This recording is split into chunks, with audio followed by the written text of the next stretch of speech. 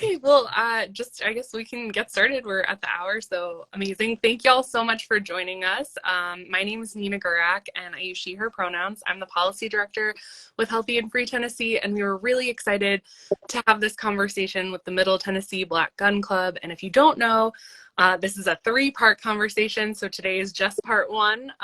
You can come back tomorrow and Thursday at the same time for part 2. We're so excited to welcome the Tanea and Denzel from the Middle Tennessee Black Gun Club to talk a little bit more about guns. And today we're going to get into responsible gun ownership. So might as well get started. So can y'all tell me a little bit more about yourselves and the Middle Tennessee Black Gun Club? Sure, I'll kick it off. Can y'all hear me okay? Mm-hmm. Thumbs up. That's what's up. What's up, everybody? It is Tanea, a.k.a. Madam President of the Middle Tennessee Black Gun Club. We out here in the Middle Tennessee area serving it up, trying to get our people trained, responsible, knowledgeable about the laws, the policies that go behind it, the functions of the gun, all kind of good stuff.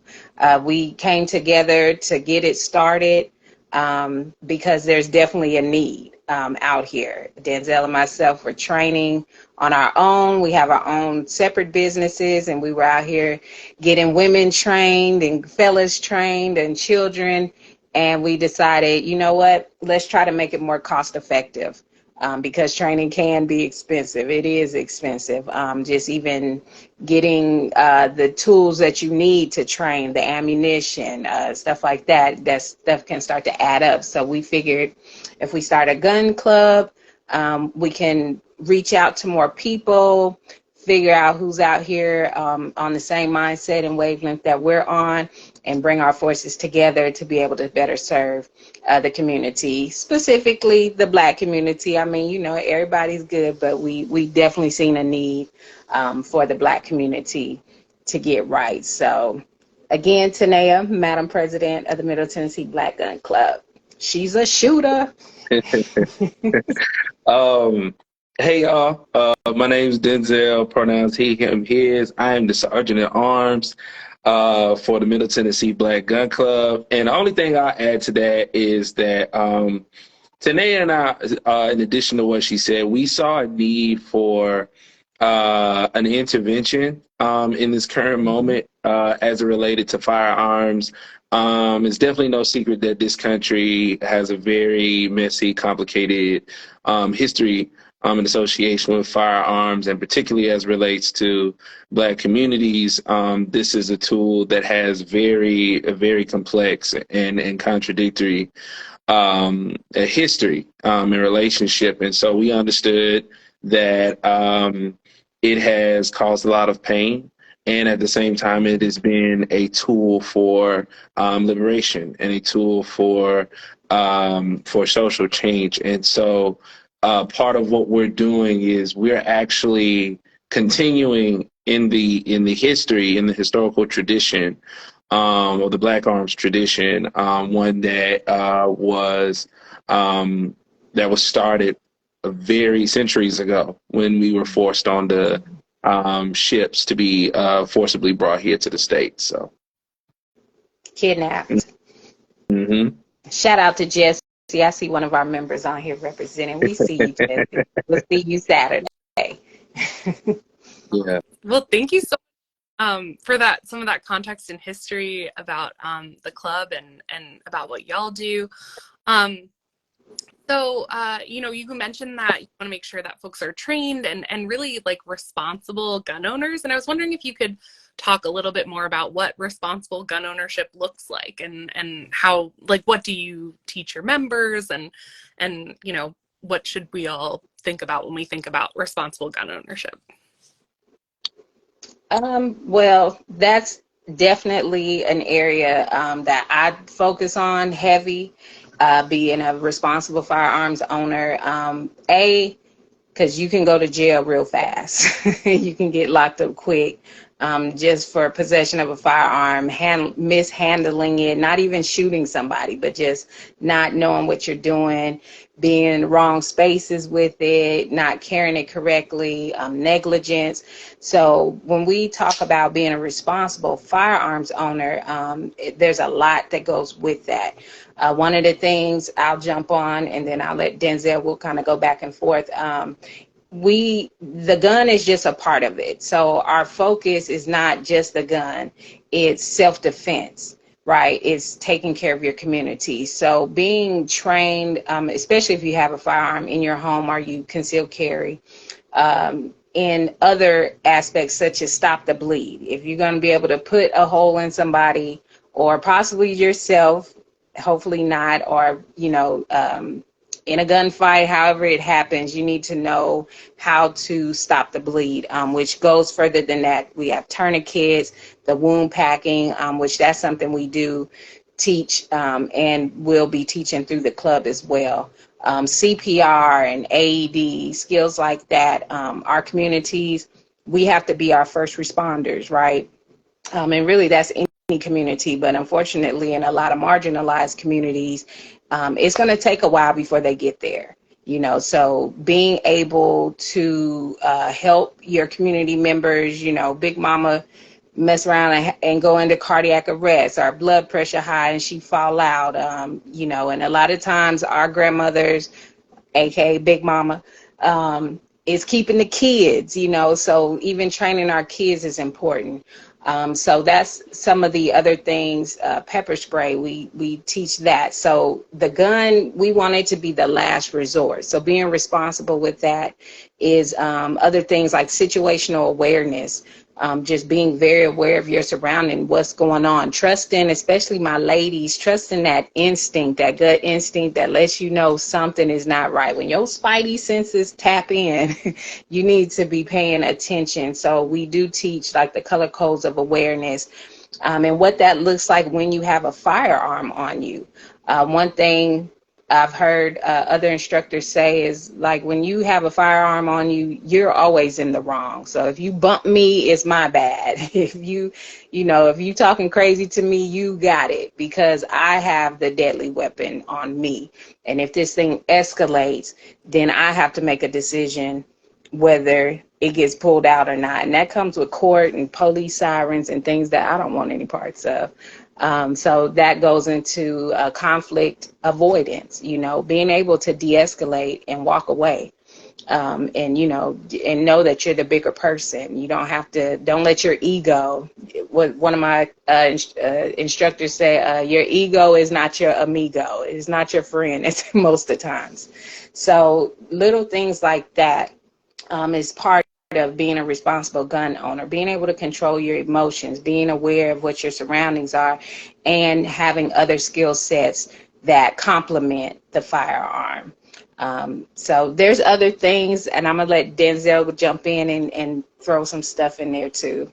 Yeah, so I just really want to reiterate just what Madam President led with. Like, Madam President didn't lead with, oh, first you got to get your gun, and then you got to, no, we started off with what I like to call essential life-saving skills. So stop the bleed, CPR, AED, first aid, because our position as a club is that we're trying to promote community safety. And on a individual level, like self-defense. And self-defense, when we often hear that, we think of fighting and defending against attack, but it's actually a lot more expansive than that. We're also thinking about just general protection of life. So sometimes that could mean, hey, I got a really bad cut in the kitchen and I'm bleeding a lot. I need to know how to stop the bleed. Or like you said, a family member's choking. I need to know how to deal with these particular emergencies to protect life, right? And so that's the core theme of our work, and just as our mission as our organization. Like, we're not, despite popular narratives about gun clubs and gun owners, we're not trying to put a gun in everybody's hand, right? That's not the purpose of what we're doing. What we're doing is we're trying to create competent ownership and a sense of self-protection as well as community protection. So with that being said, of some of the additional things that come with, and I'm going to actually do this in a sequential order after you have gone through those essential life-saving skills, taking time to study your state and federal law Yes. when it comes to firearm ownership and self-defense. When you are talking about, and then I know we'll probably get into that a little bit later, but you do that, you're taking classes on basic handgun fundamentals. You're taking a class, and this is prior to ownership. I do want to note that this is prior to ownership. So you're learning the rules of firearm safety. You're learning marksmanship. You're learning the difference between staging a firearm in your home versus storing it, and the importance of storing it. And then once you do that, okay, now you're ready to purchase a firearm, but there are certain criteria that you want to meet in order to intelligently purchase a firearm, right? And then afterwards, concealed carry permit. Go through that process, get that done. There's also things like legal coverage, self-defense legal coverage for you and your family in the unlikely, unfortunate event that you engage in a self-defense situation. And then lastly, it's, outside of avoiding unnecessary conflict and de-escalating when possible, it's also like making training and education a part of your lifestyle. And that's one of the things that we're very clear about. Unfortunately, that is not a common practice in the larger firearm ownership community, consistent training and education. But that's something that we emphasize as a club. So that looks like training with your particular firearm, taking different classes, home defense, concealed carry, and then it also includes continuing to refresh your skills for the essential life-saving skills. So you should be taking your Stop the Bleed first aid classes as much, if not arguably more, than you are doing with your firearm, because again, you're most likely to run into a Stop the Bleed situation or first aid situation than a firearm related scenario. I want to jump in and back it up a little bit. When he talked about learning like the fundamentals and operating the gun, your basic handgun knowledge, you do that multiple times. Right. Sometimes people think they take the class once and now they think they're ready. They want to roll around on the ground and move and shoot and draw from a holster. And that's great. And you can get to that. But when you're a beginner, you need to realize you're a beginner. And so building those fundamentals and those techniques and mastering them. So we do things like dry firing practice where there's no ammo in the gun and it's helping you to get that sight alignment down, that trigger press down. So there's a lot of little techniques that go with operating your firearm and understanding your firearm before you start moving to the next levels of training. Because sometimes we go to trainings, say like Denzel went to fighting while injured, right? Mm-hmm. But people show up that have never used a gun. You're ahead of yourself. You need to start with the basics because you have to learn how to operate it first before you can do those other things. And so that's my baby. I love teaching. I love teaching the babies. I love the newbies. I keep it right there. I'm not teaching you how to draw out your holster. I'm not doing any of that. I want to get you mastered at the basics, and then we move to the next step, which would be drawing from your holster. And there's different holsters and accessories that come with guns. So it's like Denzel was saying, it's a continuous learning situation when you own a firearm. Okay, great. Yeah, thank you so much. That was really informative. I know I learned a lot. I did just have like some follow-up questions with them. You went mute. Went mute. You had some follow-up background noise. Can you hear me now? Yes. Yeah. Okay. Sorry about that. Just some follow-up questions around terminology in case folks who are joining might not be familiar with some of the terms.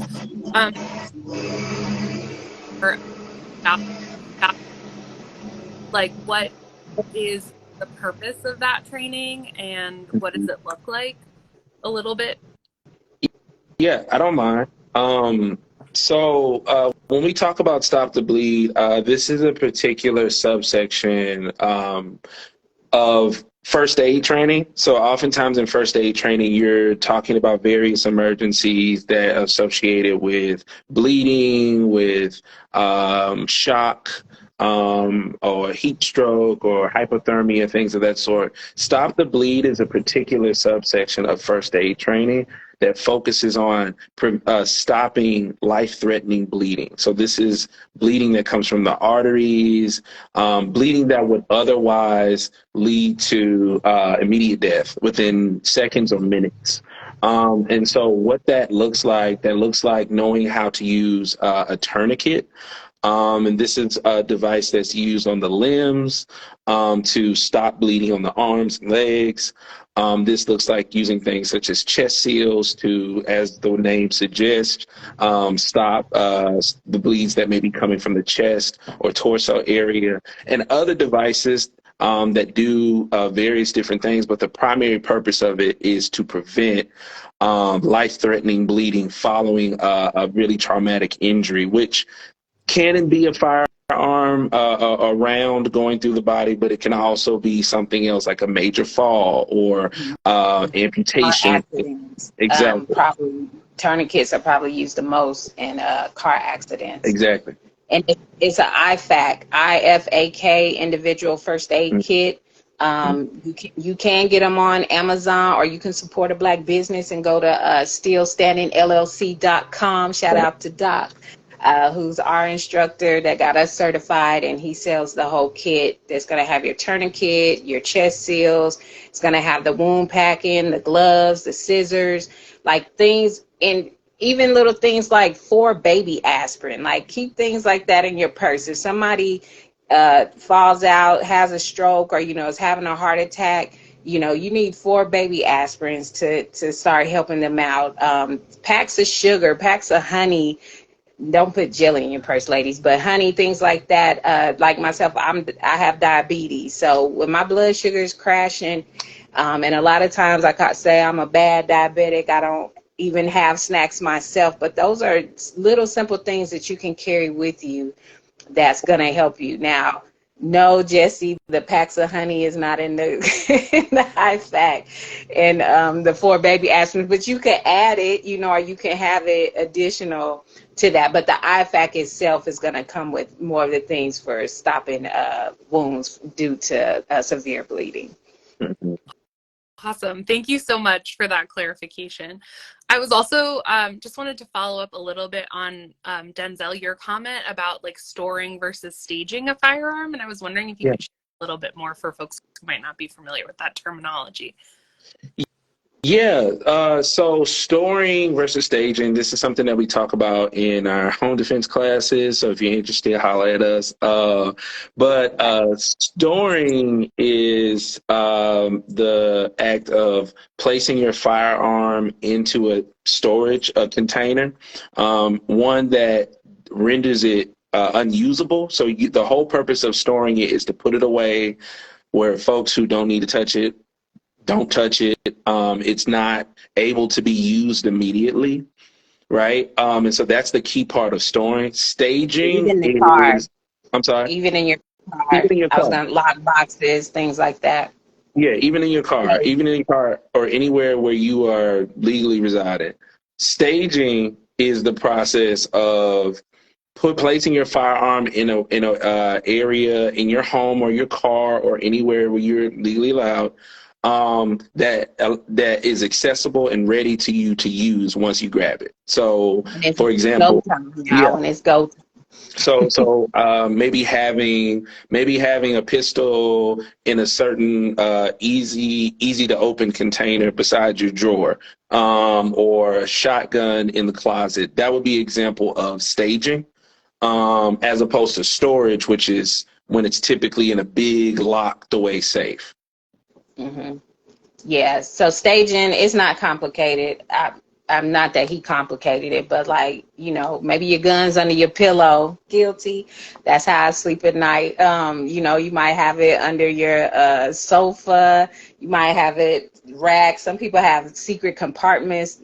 There's furniture that's specific for staging guns. So when it goes down and somebody kicking your door or you hear that bump in the middle of the night, you're not pressing buttons trying to open a safe. And some people do that. Only thing I have to say about that is you better train opening that safe quick, you know. So every aspect of how your gun, even if where you stage it, if it's under the couch, dry fire, that you need to practice that so that you're ready and it just clicks in. You know, you don't want to be fumbling when it's time to go. Got it. Thanks so much for clarifying that again. So kind of going back to responsible firearms ownership, who are responsible firearms owners? You know, what do you, what are you kind of experiencing in your communities about who folks are who are responsible gun owners? Well, the community I ride with, most of them are, because that's the community I'm with now. I always say now I don't really hang out with people that don't drain anymore, because I'm not your superhero. If I'm strapped, you need to be strapped too if we hanging out. But anyways, who are fire? So the things we broke down. So the people that do have their concealed carry, they are training, they are keeping up with the policies and the laws as they're coming down. I would say a responsible firearm owner is somebody who shares that information and that makes sure their community is safe and that the people around them. If you have a gun in your home and there are other people in your home, giving them knowledge. You know, if you have kids, I hear a lot of people, they store their guns in the house because they have kids so they don't stage, and that's cool. I'm not saying anything's wrong with that, but if you're going to have a gun in your home, to me, you need to educate your children on it. You know, you need to speak about how deadly it can be, you know, what negligence is, for them not to mess with it.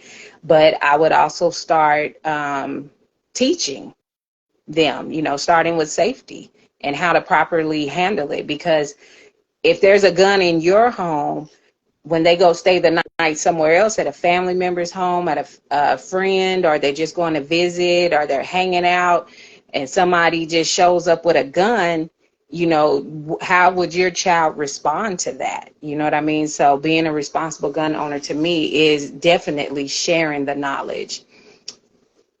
Yeah. I think it's important here at this point to also talk through preconceived notions of gun owners. Because to answer your question, it's a person who understands exactly what a firearm is. Like, it's not a toy. It's something that is used for three purposes: hunting, self-defense, and competition. And they understand that it can take a life, right? And so part of that, a large part of that, you know, just to reemphasize what Tanae already said, is like people behaving that way. So these people, what these people are not doing is they're abiding by the rules of firearm safety, right? They're at all times. They're not treating it as a toy. They're not playing around with it. They're not trying to do stuff that's in the movies or anything like that. They understand that this is a real life tool, and that anything, if they're not being careful, can go wrong really quickly. I also think, you know, responsible gun owners aren't obsessed with trying to put a gun in everybody's hand. And that's not something that's popular to say, but it is what it is. This is somebody who understands that there's a particular type of lifestyle, way of thinking that you have to have in order to be a firearm owner. Otherwise, you're a threat to yourself and other people around you, right? And so, yeah, I think that's a huge thing, and we can't emphasize enough the importance of educating those around you, because one of the things that we often talk about people who have firearms and are being negligent, but honestly, people who are not educated around firearms and don't possess them and are near them are just as dangerous, if not more. The people around you who are not training, who don't know the essentials of firearm ownership or handling, but they're around you, they could do a thing that could lead to a negligent discharge if you're not careful, or lead to putting you, the person who's an owner, in danger if they're not educated. So, yeah, just like Tanea said, like, it's important that everyone around you is educated, because, again, ignorance is not sound strategy. And I want to add this, since we keep saying gun safety, there are 4 gun safety rules that will help you to maintain your responsibility as a firearm owner. And one of them is treat every gun as if it's loaded. So if you see a gun, you pick up a gun, even if it's your gun, you're always checking it. Which it's rack and the slide. You can Google firearm safety rules, but to make sure there's not a round in the chamber, or if there is, that you're aware that the magazine is full, that this thing is ready to go. So you're always handling it as if it's loaded. The second one is keep the muzzle pointed in the safest direction. So that way, if there is a negligent discharge, or if I'm at the range or somewhere and I'm training and it does go off prematurely, I'm okay with whatever that round hits. It's going to survive. It's not going to hit somebody. The third one is keep your finger off the trigger until you are ready to shoot, right? So a lot of times, if you watch on TV and things like that, they'll already have their finger already on the trigger, or even if you just see how people handle, like when you pick up a spray bottle, it's just natural for your finger to start, move in a certain way. So that's something we definitely train, is when you're not ready to shoot, and, that is not the goal, that finger is not only not on the trigger, but not in the trigger guard. And then the fourth one is know your target and beyond. So especially when you're out here training, whether you're shooting outdoors or indoors, you need to know exactly what you're aiming at, that whatever it's going into is sturdy enough or can handle the compact. It's not going to go through something. If you're outdoors, if things aren't going to be running, because I'm out here in the country. So, a rabbit, a deer or something might just jump. Now, animals are smarter than we think. So they hear the shots. They know what we're out there doing. They tend to stay away. But you never know. You have kids, somebody might just take off running, come up on you. And you have to be prepared for knowing what's around you and what's going on when you're shooting. So when we say gun safety, that's essentially what we're talking about, is how you're handling the weapon at all times and being aware of how it's being handled. Yeah. So I know there's probably a pretty extensive list, but can you share a little bit more about the types of firearms that maybe like you or folks in your club use and how they differ? Just because sometimes when we're talking about guns can feel like, one term for a really wide category of tools, and I think, and maybe also a little bit why that's important to recognize the difference between firearms. Yeah. So I can speak to just generally, I'll speak to what an average person in Tennessee can purchase, and what's available out there that's legal. And I want to start off by saying that you can break them down into these rough categories. You have handguns, which can be revolvers, or what we call semi-automatic handguns. You have rifles, and those come in various forms, shotguns, and what's called carbines, which are just long pistols, honestly. The main thing that I think is important to take away, that we have to bring up is there's a difference between what's called a semi-automatic firearm and a fully automatic firearm. A semi-automatic firearm is a firearm where you press the trigger, it goes bang, and then you have to allow the trigger to reset, and then you have to press it again. That is a semi-automatic firearm. Fully automatic firearm is a firearm where you can press the trigger and it will continue to shoot until you stop. Semi-automatic firearms are the firearms that everyone who is legally able to purchase a firearm can purchase. There are so many restrictions, and in a lot of places it's illegal to have fully automatic firearms, especially as civilians. So I just want to clarify that, like, those weapons that people tend to reference are not easily available. But again, the type of firearms that one can own in Tennessee include handguns, rifles, shotguns, and carbines. Mm-hmm. Jesse has a question. Says, would you recommend purchasing a used firearm?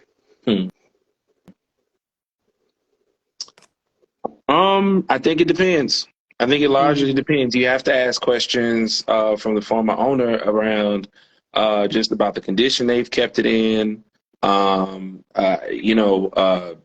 First off, what type of firearm is it? Can you have it? Because that's the first thing. Because we shouldn't even be having this conversation if it's something you can't have.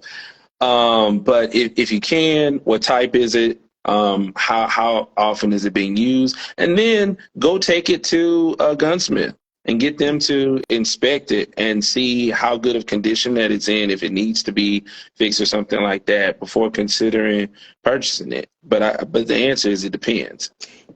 And I'll be honest, I don't know that there's a way to check this. I'm sure there is, but that serial number, you need to make sure that gun doesn't have bodies on it. Right.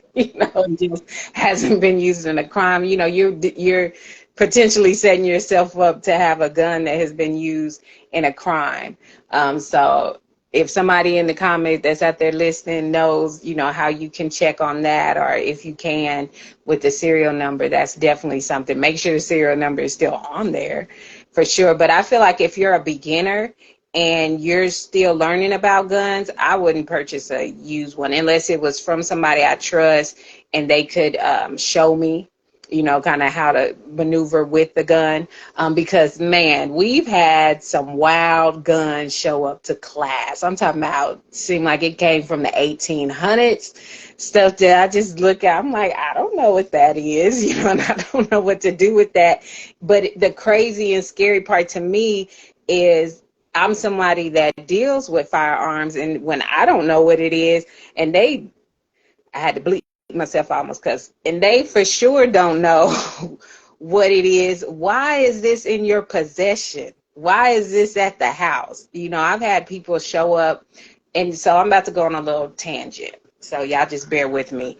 So I'm gonna just talk black to y'all. I'm gonna need y'all to stop giving people in your family, especially women.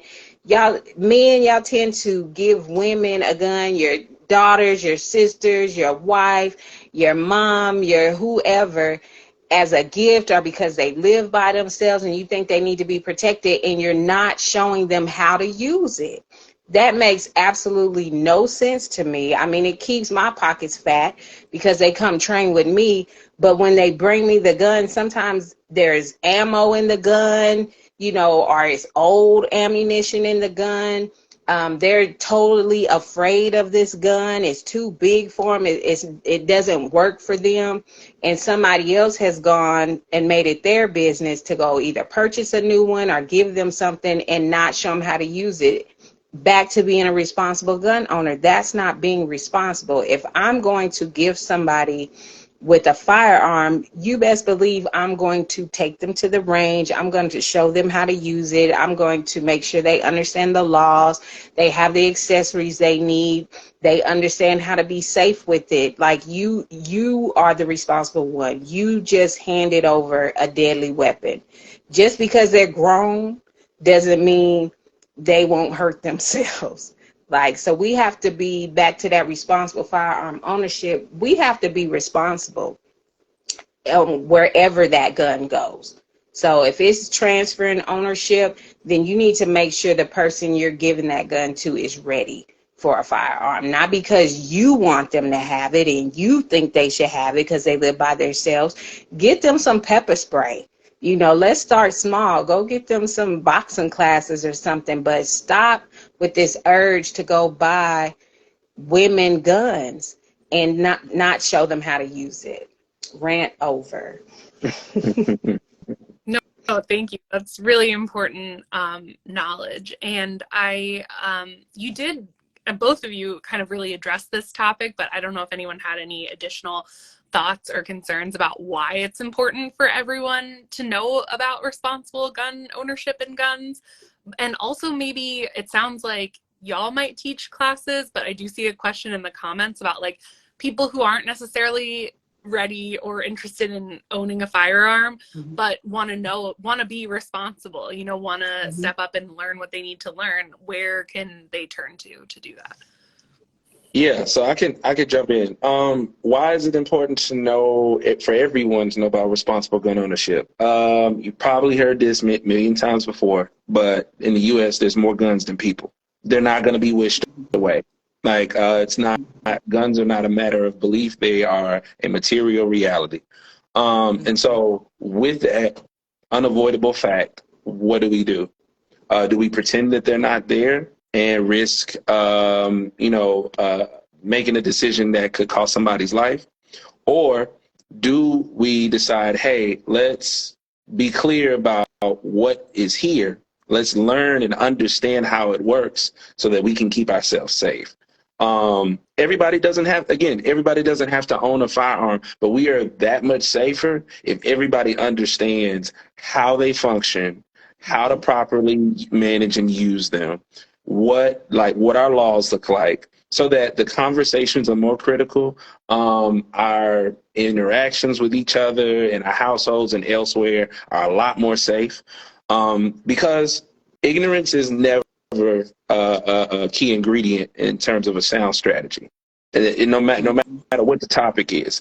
And so I think firearms are no different, right? I think it's important that everybody knows some of the fundamentals. I'm not saying that everybody necessarily has to be a master in this subject, but you need to have a basic competency on how they work, how to handle them safely, and what to do with them, whether you own one or not.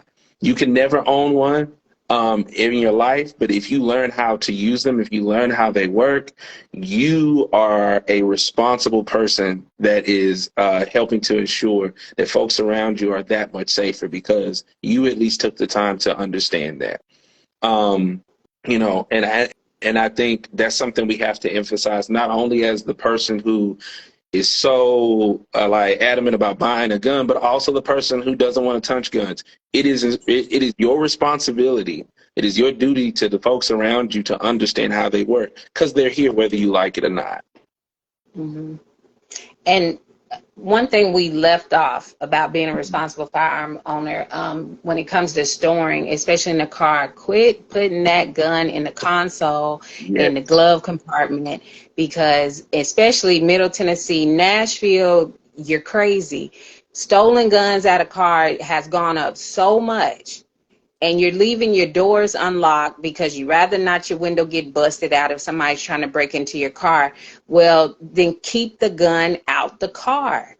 If you are going somewhere and you can't have your gun on you and take it in you, then you need to have a lockbox. You need to have somewhere safe within your car that if somebody does break into your car, they cannot get a hold to that. And I'm a little bit disgusted with the penalties in Tennessee for if your gun is stolen. It's so small, maybe like $200 or something like that. I think the fines need to be bigger to really tap into people that this is major. Somebody breaks into your car or gets in your car and they steal your firearm, and now they're out here on the streets with this gun that can, they can literally terrorize people with, kill somebody with, rob somebody with. I would like to see some harsher penalties that come with that, because these are your regular everyday people, you know, Bob and them, that's allowing this to happen. These are the people in your richer, finer neighborhoods where carjacking and, you know, theft is going to be more prominent than in your low income area. So this is where guns are being stolen from, the people that got money. The people that drive the nicer cars, those communities. So we need that community to step their game up and either lock it up when it's in your car or take it out of the car when you get out the car. I'm gonna fuss. No, thank you for that.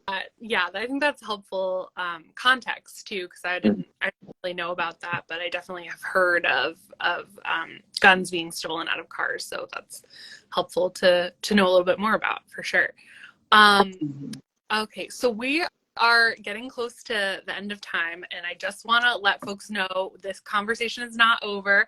I'm really excited to dig tomorrow and Thursday. Tomorrow we're going to be talking a little bit more about all the context and historical context and everything you need to know that kind of, you know, gives us these responsible gun ownership principles, and to talk about kind of, you know, our history with guns. So I'm really excited about that conversation. And then Thursday, we are going to get into a little bit more about gun policy, about the laws and kind of everything like that ahead of our special session in Tennessee. So just wanted to thank you both so much. And then also wanted to ask, where can folks find the Middle Tennessee Black Gun Club? You know, they're really excited. They've learned a lot, want to join or support or anything like that. Where can folks find you? Yes. So, Instagram, you can find us on MIDTN BGC. That's an Instagram page. That's the same thing for Twitter, MIDTN BGC, and then on Facebook, Middle Tennessee Black Gun Club. And then we have an awesome website. How dare you not mention that? www.midtnbgc.com, where you can get merchandise, you can donate, you can become a subscriber, which gives you access to our online information, as well as some discounts when we have some trainings. Now, membership is exclusive, so you'll have to be a subscriber first. We're not just letting anybody in, you know, but because we want responsible gun owners and people that are ready to serve the community. So if you are interested in being a member, you know, we are growing, just coming out the gates, getting started.